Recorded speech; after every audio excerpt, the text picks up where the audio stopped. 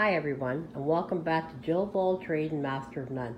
Today I'm going to be putting together 2 fall wreaths. I've gone to the dollar store, picked up colors I liked. I picked up a gray wreath and a white heart-shaped wreath. I'm going to put it together and make 2 fall wreaths.